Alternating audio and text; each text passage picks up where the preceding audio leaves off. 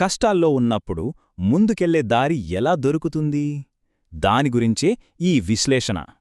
ఒక అర్ధరాత్రి ఒక ఫోన్ కాల్తో ఈ కథ మొదలవుతుంది. అసలు ఎవరూ వినాలనుకోని ఆ వార్తను మోసుకొచ్చిన కాలది. సంతోషంగా వెళ్లిన ఒక ఫ్యామిలీ వెకేషన్ ఒక్క క్షణంలోనే పెను విషాదంగా మారింది. ఈ భయంకరమైన వార్త విని ఏం చెయ్యాలో పాలుపోని నిస్సహాయత. కాని ఆ తర్వాత రోజు ఫ్లైట్లో బైబిల్ నుంచి ఒక సందేశం కనిపించింది. యెషయా గ్రంథంలోని ఈ మాటలు నేరుగా తనతోనే మాట్లాడుతున్నట్టు అనిపించాయి. ఈ మాటల్లో రెండు కీలకమైన సవాళ్లు కనిపిస్తాయి. మొదటిది మన గతాన్ని ఉద్దేశించింది. పదే పదే గతాన్ని తలుచుకోవడం ఎంత ప్రమాదమో ఇది హెచ్చరిస్తుంది. ఇక రెండవ సవాలేంటంటే జరగబోయే కొత్త విషయం మీద నమ్మకం ఉంచడం.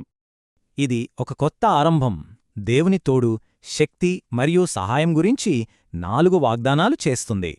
ఈ ఆశను నింపిన మాటల్నే ధ్యానిస్తున్నప్పుడు అవే ఒక పాటగా మారాయి. అలా పుట్టిందే దారి లేదనుకున్న చోట దేవుడు దారి చూపిస్తాడనే ఈ ప్రఖ్యాత విశ్వాసగీతం. అంటే ఇది నిరాశలోంచి పుట్టినా భవిష్యత్తు మీద నమ్మకాన్ని ప్రకటించే ఒక పాట అయింది.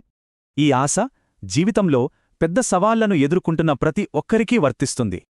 అది ఆత్మీయులను కోల్పోవడం కావచ్చు, అనారోగ్యం కావచ్చు, లేదా ఏదైనా పెద్ద పోరాటమైనా కావచ్చు. పరిస్థితి ఏదైనా మనం ఒంటరి కాదని, మనల్ని విడిచిపెట్టలేదని గుర్తుంచుకోవాలి.